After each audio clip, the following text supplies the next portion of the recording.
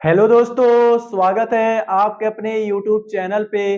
मैं इस वीडियो में आप सब लोगों को सिखाने वाला हूं ब्याज निकालना सीखें। जैसे कि अगर ब्याज का सवाल आपको दे दे और आपको ब्याज के सवाल में ब्याज निकालने के लिए बोल दे तो आप किस तरह से सही तरीके से ब्याज निकाल सकते हैं, यही चीज मैं इस वीडियो में सिखाने वाला हूं। बस आपसे इतना ही रिक्वेस्ट करूंगा, अगर आप इस वीडियो को पूरा देख लिए ना तो मैं इसी वीडियो में 2 क्वेश्चन कराऊंगा और दोनों क्वेश्चन को सही तरीके से ब्याज निकाल के दिखाऊंगा। और इसी वीडियो को देखने के बाद जब भी इस तरह का ब्याज वाला सवाल आपको दे देगा और ब्याज निकालने के लिए बोल देगा तो इसी सही सही तरीके से आप ब्याज निकालेंगे तो 100% आपका आंसर सही आएगा। तो चलिए देखते हैं कि इस तरह के ब्याज वाले सवालों में सही तरीके से ब्याज किस तरह से निकालते हैं। तो सबसे पहले हम सवाल पढ़ेंगे, उसके बाद ब्याज निकालेंगे और 2 क्वेश्चन इस वीडियो में कराऊंगा कि अच्छे तरीके से आपको ब्याज निकालना आ जाए। तो चलिए देखते हैं सवाल क्या है। सवाल है कि 80,000 रुपए का 6% की दर से 9 महीने का ब्याज कितना होगा। हमें क्या निकालना है कि 80,000 रुपए का 6% की दर से 9 महीने का ब्याज निकालना है। तो याद रखिए, जब भी इस तरह का सवाल दे दे तो सिंपल आप इसी तरीके से ब्याज निकालिएगा और 100% आपका आंसर सही आएगा, क्योंकि ये सही तरीका है ब्याज निकालने का। सबसे पहले देखते हैं कि क्वेश्चन में दिया क्या है। क्वेश्चन हमें दे दिया है 80,000 रुपए 6% की दर से 9 महीना। ठीक है, ये दे दिया हमें सवाल में।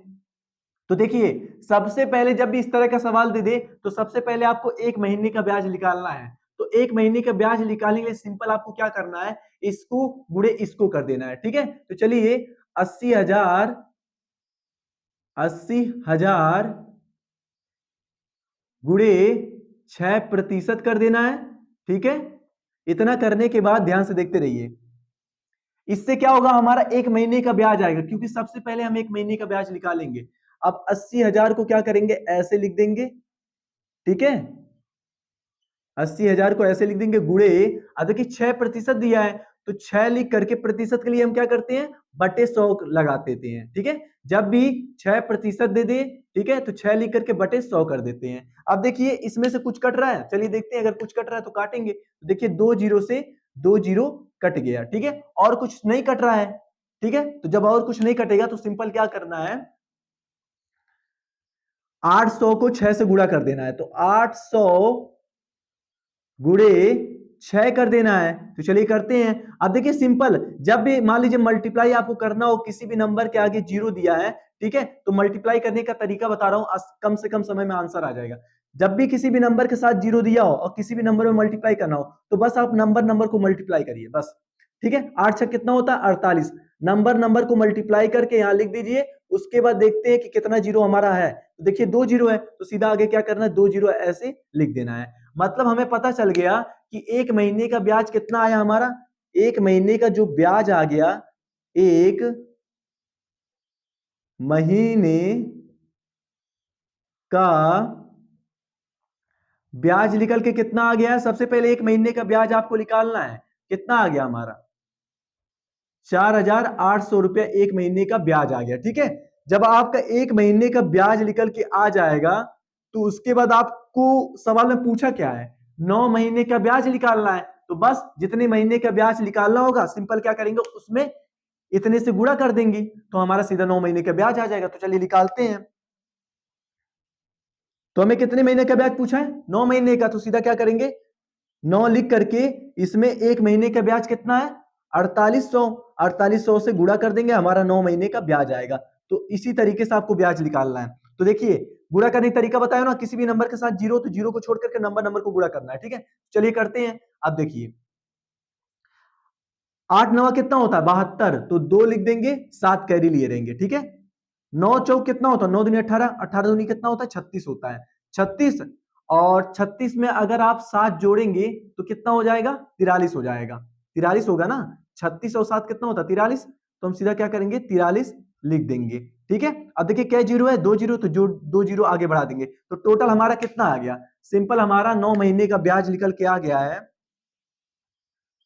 9 महीने का ब्याज कितना आ गया है, 9 महीने का ब्याज निकल के आ गया सीधा 43,200 रुपया हमारा क्या आ गया, 9 महीने का ब्याज आ गया।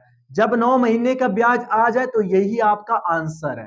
ठीक है, और अगर मान लीजिए इसके बाद आपको ये भी निकालना हो कि 9 महीने का जो ब्याज आया है, तो 9 महीने के बाद अगर हमें व्यक्ति को पैसा लौटाना हो तो टोटल कितना लौटाएंगे। तो इसके लिए सिंपल क्या करेंगे, जो 9 महीने का ब्याज आया 43,200, ठीक है, 43,200 जो आया इसको और क्या करेंगे प्लस जो हमारा रुपए में दिया है, ठीक है, मूलधन कितना दे दिया 80,000, तो 80,000 को लिख लेंगे, जोड़ देंगे, मतलब इतना रुपए हमें क्या करना है उस व्यक्ति को लौटाना है 9 महीने के बाद।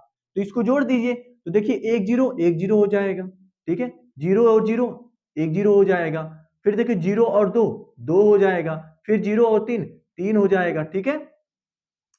अब फिर देखिए 4 और 8 कितना होता 12, तो कितना हमें उस व्यक्ति को लौटाना है 1,23,200 रुपया हमें क्या करना उस व्यक्ति को लौटाना है, ठीक है।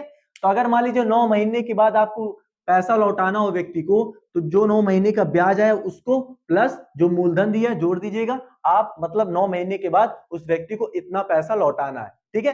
तो इसी तरीके से ये सही तरीका है इस तरह के ब्याज के सवालों को हल करने का। जब भी इस तरह का ब्याज दे देगा इसी तरीके से आप ब्याज निकालिएगा, आपका आंसर तुरंत आ जाएगा। तो चलिए अब दूसरा सवाल करते हैं और दूसरे सवाल में भी हम ब्याज निकालेंगे, ठीक है, जिससे आपको अच्छे से समझ में आ जाए कि इस तरह के सवालों को सही से ब्याज कैसे निकालते हैं। दूसरा सवाल करते हैं कि दूसरा सवाल क्या दिया है। सवाल दिया है कि 1.5 लाख रुपए का 9% की दर से 5 महीने का ब्याज कितना होगा, ठीक है। तो मैं आपसे क्या बताया था, जब भी इस तरह का ब्याज दे दे और आपको ब्याज निकालना हो तो सबसे पहले आपको क्या करना है, सबसे पहले आपको 1 महीने का ब्याज निकालना है। कितने महीने का, 1 महीने का ब्याज निकालना है। तो 1 महीने का ब्याज निकालने के लिए हम क्या करेंगे, इन दोनों को गुणा करेंगे, ठीक है। तो हम क्या करेंगे 1.5 लाख लिख देंगे ऐसे, ठीक है, 1.5 लाख लिख करके इसमें क्या करेंगे 9% से हम गुणा कर देंगे, ठीक है। अब इतना करने के बाद अब इसको हल करेंगे तो हमारा 1 महीने का ब्याज आ जाएगा।